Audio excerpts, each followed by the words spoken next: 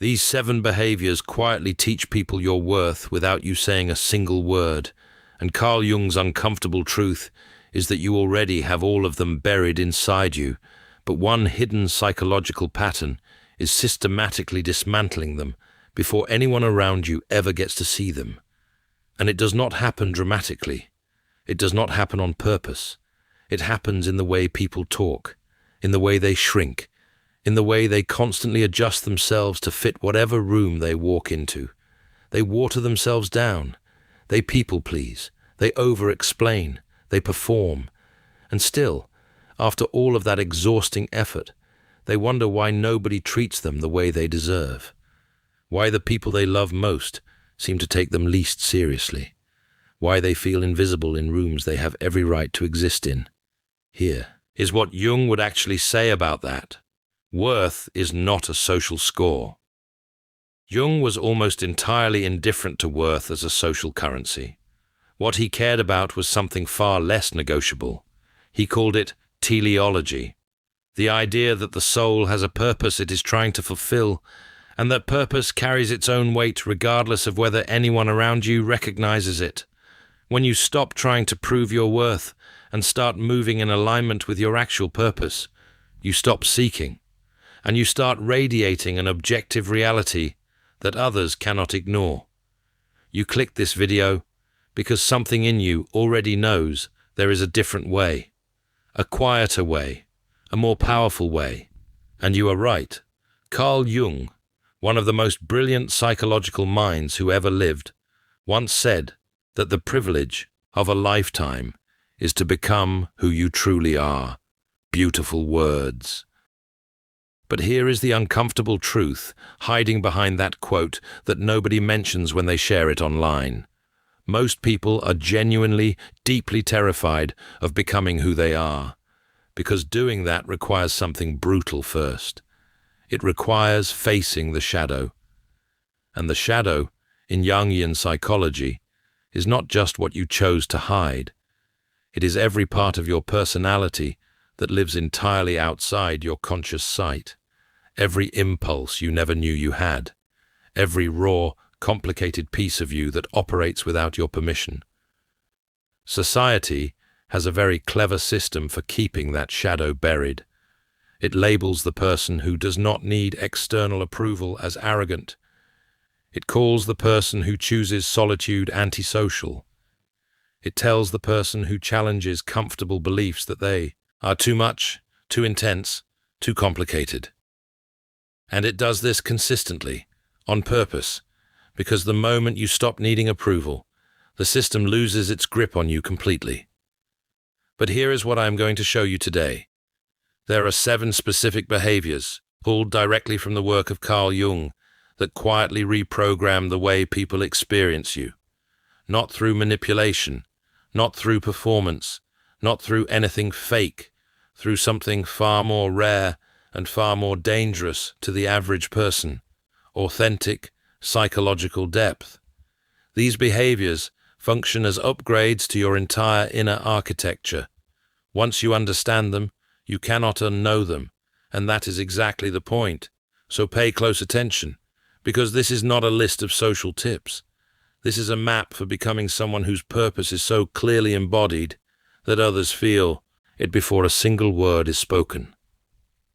The first behavior is called conscious independence. And this one cuts deep right away, because it challenges something most of us were raised to believe was a virtue: needing others. Now, needing others for love, for genuine connection, for community. Those are healthy human needs. That is not what we are discussing. What we are talking about is something completely different. Needing other people's approval to feel okay about yourself. Needing their reaction to confirm that your choices actually matter. That kind of dependency is not love. It is psychological outsourcing. And it quietly destroys your sense of self from the inside out, slowly enough that most people never notice until the damage is already deep. Jung wrote extensively about the process he called individuation. In his view, the highest form of psychological development was the full emergence of the individual self, not the self that your parents designed for you, not the self that your culture decided was appropriate. The genuine autonomous self that exists underneath all of that conditioning, and reaching that self requires one unavoidable step. You have to stop building yourself out of other people's opinions. Consider a composite example based on patterns commonly observed in psychological practice. A person grows up in an environment where love is conditional, where praise comes only when they perform well, look a certain way, or behave in a way that keeps everyone comfortable. Over time, this person develops a personality built almost entirely out of external feedback. They become extraordinary at reading rooms, at adjusting, at shrinking or expanding, depending on what the situation seems to require. Socially capable, even charming. But internally, they have no stable floor. The moment the feedback stops, or worse, turns negative, they collapse, because there was never anything underneath the performance to hold them up. Now compare that to someone who decided at some point to build themselves from the ground up, who learned to evaluate their own choices without waiting for a jury, who developed the ability to sit in discomfort without needing someone else to rescue them from it. Which one do people naturally respect more? Not even close. Not because the second person is colder, but because they are structurally complete. They have a psychological foundation that other people can actually feel. Conscious independence is not about isolation. It is about self-sovereignty. It is about being so clearly established in who you are that you can be fully present with others without secretly needing something from them in return. That quality alone changes every single interaction you have. People stop seeing you as someone to manage.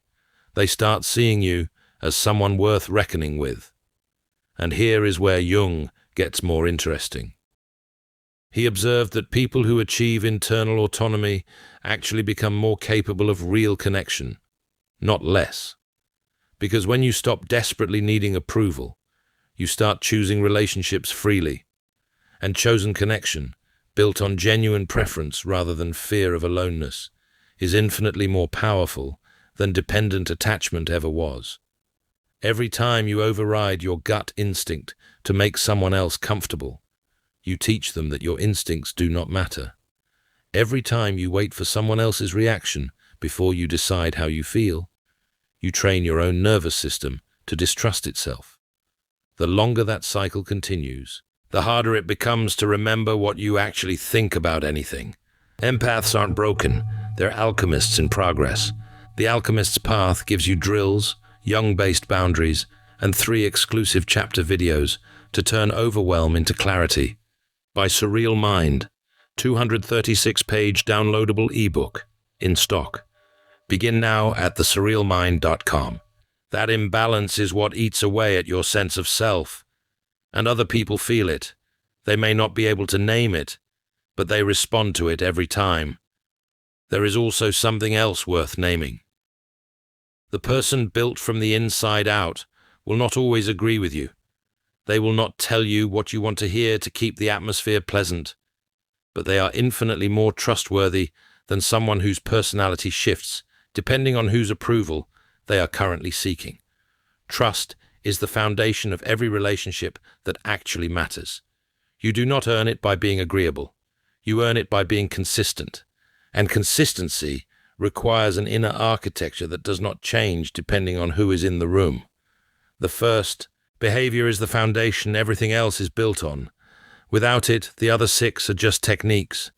With it, they become an expression of something genuinely real. The second behavior is what Jung described as necessary psychological separation from inherited identity. And this one sounds clinical until you really sit with it, and then it lands like a brick. Jung described a critical psychological threshold that every developing person must eventually cross. He called it the necessary separation from the primary matrix. What he meant was this. At a certain stage of development, the individual must break free from the psychological womb of the family system. The emotional and moral framework handed to them must be examined, questioned, and in many cases, consciously outgrown. Not as an act of rebellion, as an act of psychological birth. Most people never do this work. They carry their family's beliefs, their family's fears, their family's definitions of success and failure, all the way into adulthood and call it their own identity. They adopt their parents' political views without questioning them. They inherit their parents' ceiling on what is possible. They internalize their parents' emotional patterns and replay them in their adult relationships. And then they wonder why they feel stuck. Why they keep arriving at the same walls. Why something always seems to be pulling them backward. Jung called this the failure to achieve moral autonomy, and he was direct about the consequences. A person who has never genuinely separated their psychological identity from their family of origin is not yet fully themselves. They are a fragment of a system, a continuation of a story that was never originally theirs.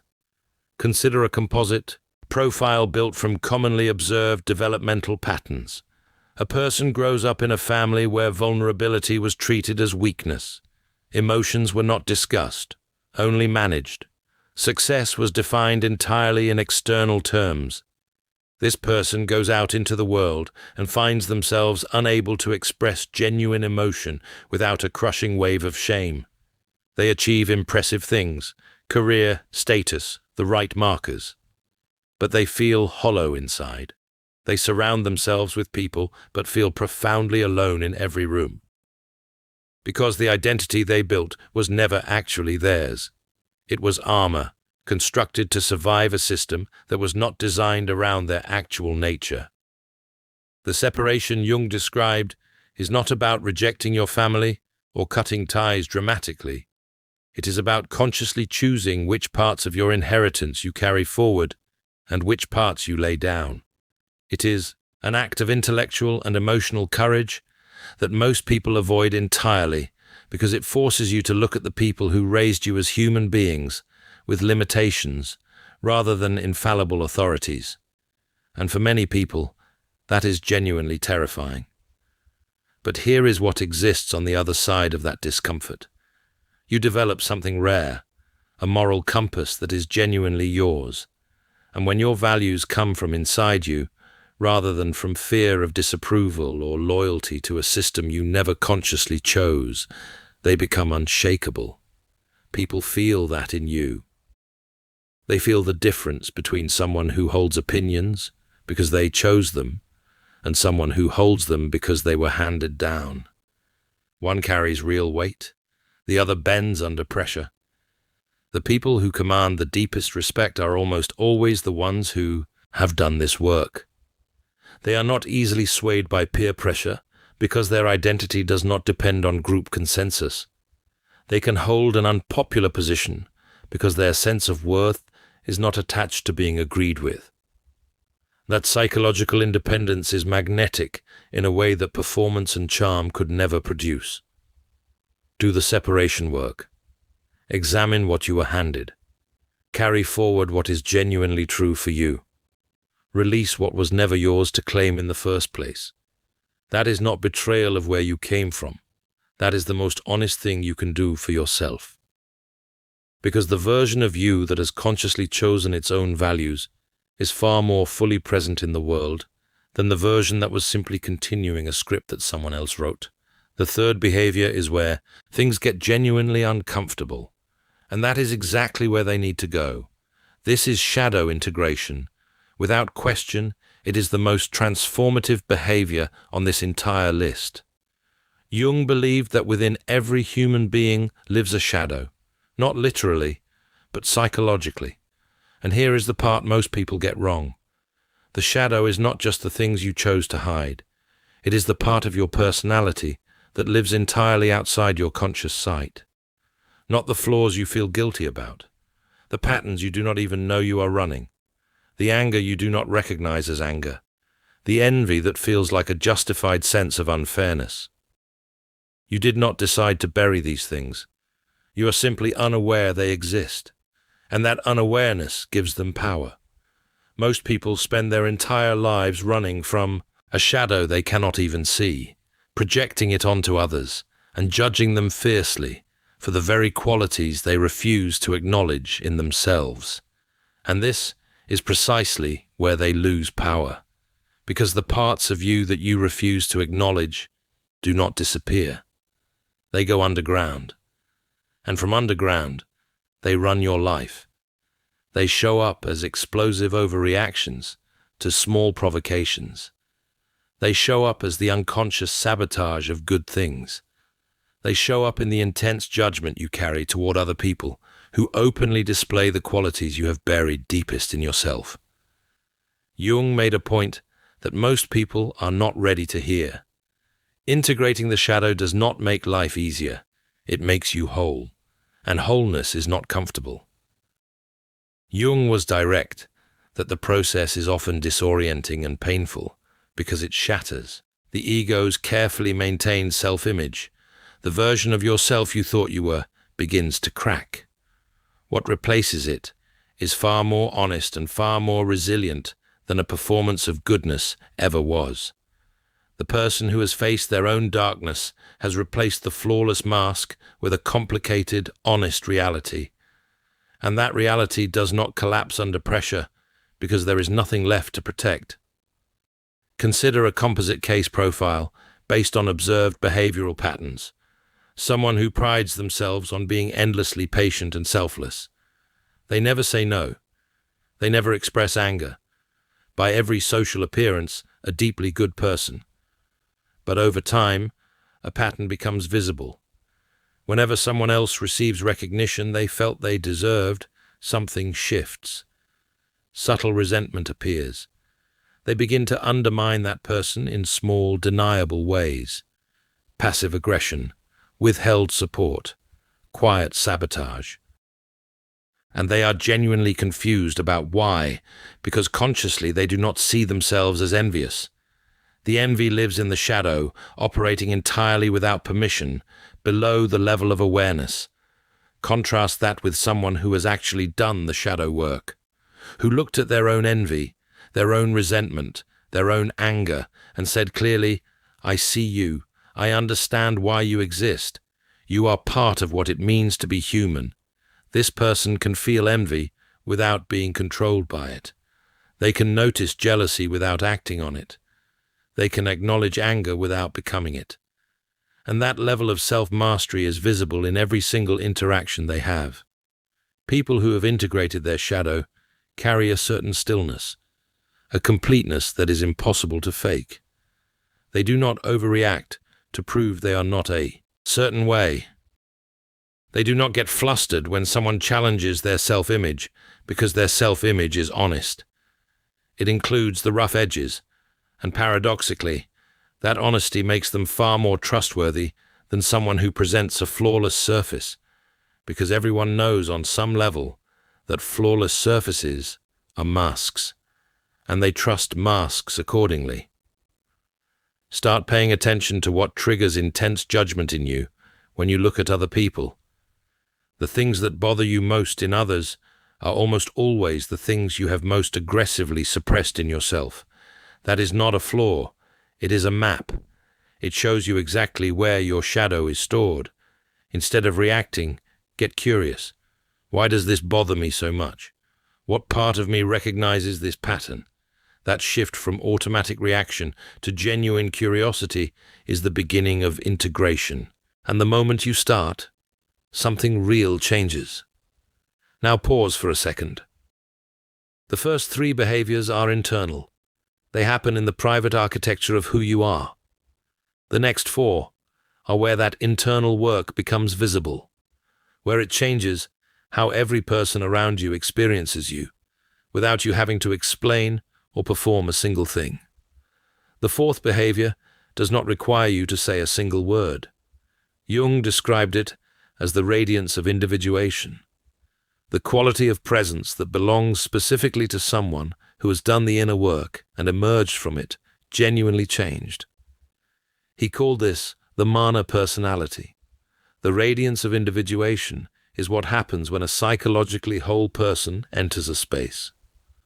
when someone who has faced their shadow, separated their identity from inherited conditioning, and is not performing or seeking approval, simply shows up as they actually are, something changes in the room. Not because they try to change it, because authentic presence functions like a mirror. It reflects back to everyone around it the distance between who they are and who they are pretending to be. And that reflection is not always comfortable to receive. Jung wrote about this effect with remarkable clarity. He observed that genuinely individuated people who had done the hard work of becoming themselves, frequently made others uncomfortable without any intention of doing so.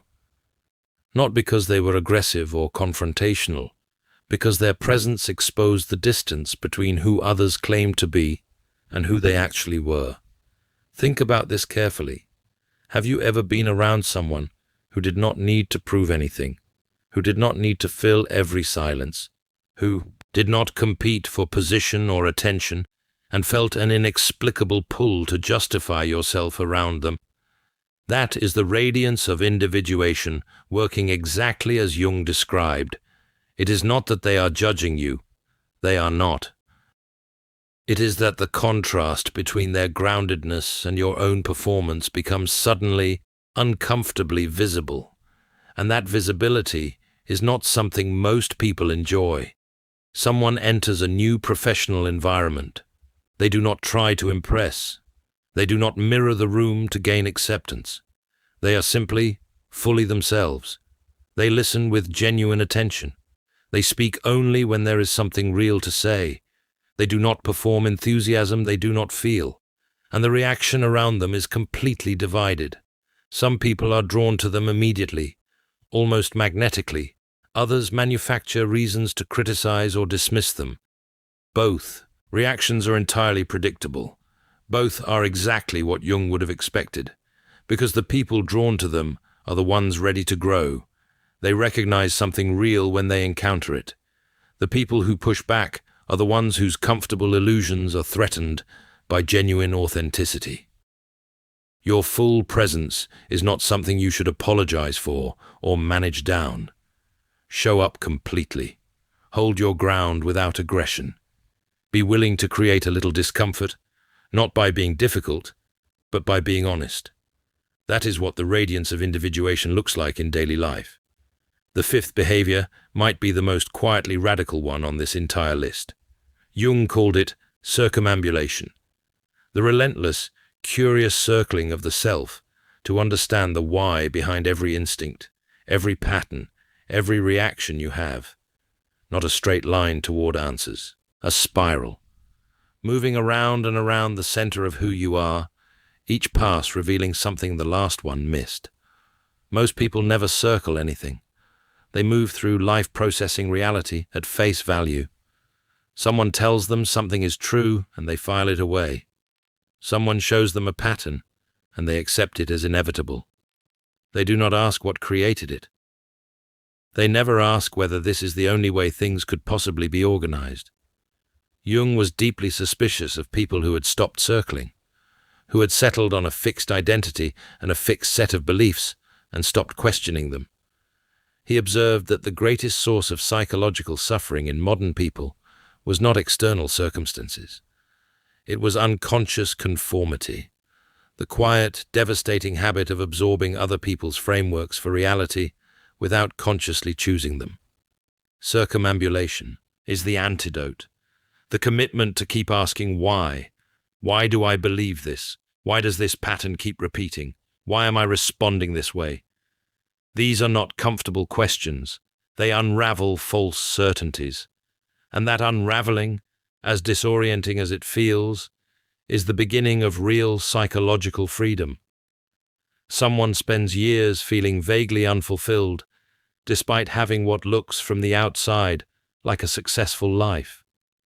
Not dramatically unhappy, just hollow. The right career, the right relationship on paper, the right social group, everything checks out by external standards, but they never asked the deeper question, never asked why they chose what they chose, or whether those choices reflected actual values or simply unexamined defaults inherited from their environment. The moment this person develops a genuine habit of circling the why, they begin to see the invisible architecture underneath their own life, patterns they built without realizing, beliefs they absorbed without agreeing to, and that seeing becomes the beginning of actual autonomy rather than the performance of it. The person practicing circumambulation is not just more interesting to talk to, although they absolutely are. They are psychologically more free than almost anyone around them, because they are not running on inherited software without knowing it. They are operating with awareness, with genuine choice, with the understanding that the frameworks they use to interpret reality were constructed by someone, and that someone might as well be them. This also transforms the quality of your connections. The person who asks real questions, who is genuinely curious about what lies underneath the surface of ideas and behavior, creates a kind of conversation that shallow social interaction can never replicate. People feel heard differently around someone who is truly inquiring rather than waiting to respond. Be the person who wants to understand why, not as a performance, as an actual hunger. That hunger, when it is real, is felt by everyone around you, and it communicates a depth of inner life that earns respect without ever requesting it. There is one more thing worth saying about circumambulation. Most people, when they encounter something they cannot explain, feel low-grade anxiety. The unknown feels unsafe. So they resolve it fast by reaching for the nearest available explanation, usually the one their environment already accepts. The person practicing circumambulation does the opposite. They lean into the unknown. They circle the question instead of fleeing it. And that capacity to tolerate uncertainty without collapsing is itself a marker of psychological maturity that everyone around you will feel. The sixth behavior is one that our hyper-connected world has nearly completely pathologized: strategic solitude, the deliberate, chosen practice of being alone with yourself as an actual source of strength, not as a symptom of social failure. There is a version of solitude that is avoidance, a retreat from life driven by fear, exhaustion, or the inability to function in relationship. That is not what we are describing. What we are describing is something entirely different. The conscious practice of stepping away from social noise to remember who you are beneath all the performance, all the roles, all the accumulated expectations that collect like weight over time. Jung considered this practice essential to psychological health, not optional, not occasional, genuinely essential. He believed that without regular periods of real solitude, a person gradually loses contact with their own inner life. They are slowly absorbed into the collective, into the noise, into the constant flood of other people's needs and opinions, until they are no longer certain what they actually think about anything. And that loss of inner contact is one of the most dangerous things that can happen to a person's sense of self. A person who never spends meaningful time alone is constantly being defined by their environment. Their mood is determined by how others treated them today. Their sense of worth rises and falls with social feedback. Their decisions are made in response to external pressure rather than internal knowing. Over time, their identity becomes a patchwork of reactions and adaptations rather than a coherent self with its own clear direction. Now consider someone who builds a genuine solitude practice into their daily life, not hours of isolation, even 20 or 30 minutes of intentional quiet, away from screens and noise and other people's energy. They use this time not to escape their life, but to reconnect with it, to check in with what they actually feel and what they actually value beneath the noise of the day. Over time, this person develops a quality of inner stability that is visible to everyone around them. They are not thrown by social pressure. They carry a quiet certainty that others feel immediately without being able to name its source. That certainty does not come from confidence techniques. It does not come from practicing power poses or learning to project authority. It comes from genuinely knowing yourself. And genuine self-knowledge requires regular, intentional solitude to develop and maintain over time. Your solitude is not loneliness. It is a sanctuary where you remember who you are beneath the noise. It is where your genuine self breathes and recovers and clarifies. In a world that profits directly from your distraction, choosing to be alone with your own mind is one of the most quietly subversive and powerful things you can do. Protect that practice as though your psychological life depends on it. Because it does. And here is something solitude will show you that no social environment ever can. What you actually want. Not what you were told to want. Not what everyone around you seems to be pursuing. What you, specifically, with your specific history and values, actually care about. That information is only available in the quiet. The seventh and final behavior is the one that separates the truly psychologically rare from everyone else. The will to be unpopular for meaning. The willingness to choose substance over social acceptance when the two come into direct conflict. This is harder than it sounds. Human beings are wired for belonging at the deepest biological level.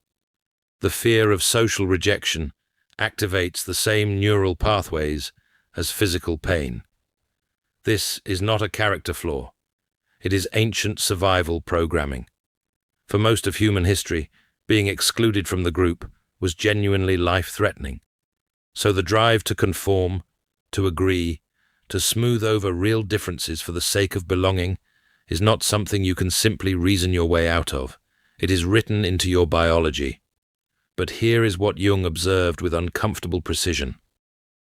A person who consistently allows that biological drive to override their deeper values does not simply miss out on a richer life. They begin to die psychologically, slowly, invisibly, in increments so small they barely register at first. The self that could have existed continues to shrink with every compromise made for popularity, every time you swallow something real to keep the peace, every time you nod along to something you do not actually believe. And over years, there is very little authentic self left, just the smooth, agreeable surface of someone who forgot they had an inside. Jung called the life unlived, the life that never became fully itself because of this constant erosion, one of the great psychological tragedies of human existence. And the primary cause was almost always the same: the need to be liked, placed consistently above the need to be honest. A person who has a genuine insight in a meeting, a perspective that challenges the dominant view in the room, they feel it forming. They know it is true.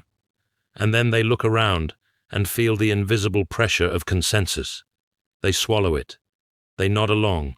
They adjust their expression to match the majority. And afterward, they feel a familiar weight that they have gotten so used to carrying, they no longer even name it. That is the weight of the unlived moment.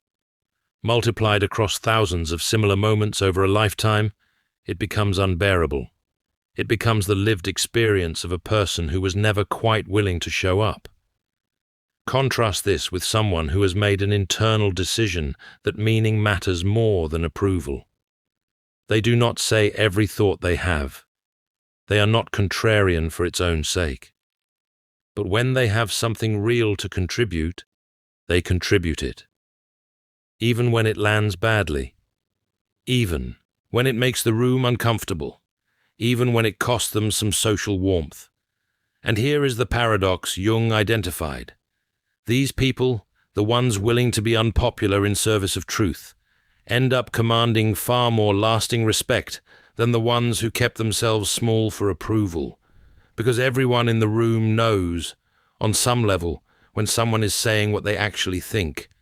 And that kind of honesty is so rare in most environments that it is registered immediately as something different, something stronger, someone worth listening to. Your willingness to stand in the discomfort of being the odd voice out is not stubbornness. It is integrity. Real integrity does not announce itself. It radiates. It changes the temperature of a room. And it attracts the kind of people who are actually capable of recognizing depth when they encounter it. Because here is what nobody tells you about choosing meaning over popularity. You do not end up alone. You end up with fewer people, but far better ones. The ones who can handle the full version of who you are, not a curated, softened, approval-optimized version. And that trade is worth making every single time, without exception.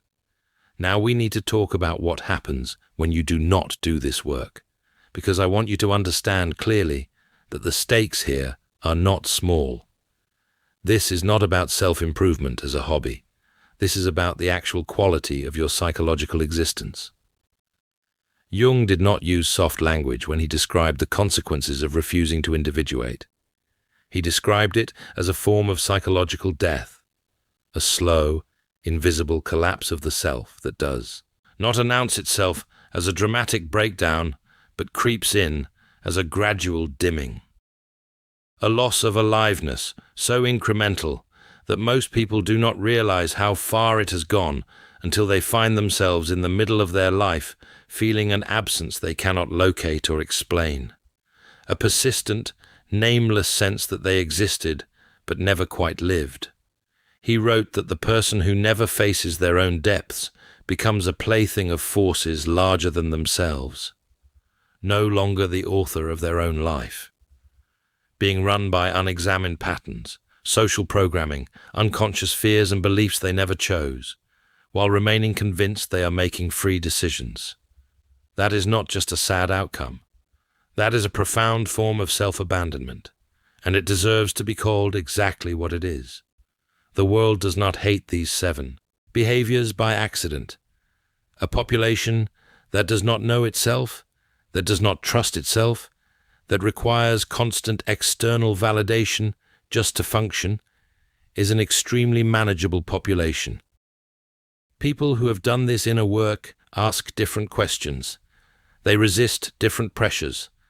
They make decisions from their own internal authority, rather than from whoever is currently loudest around them. And that is genuinely inconvenient for systems built on passive compliance. This is precisely why the behaviors we covered today are not celebrated by mainstream culture. They are quietly and persistently discouraged, and the labels used to discourage them are predictable: arrogant, antisocial, too much, difficult, complicated.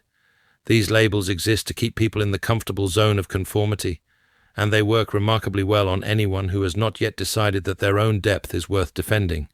But here is the switch up. Here is where the entire frame changes.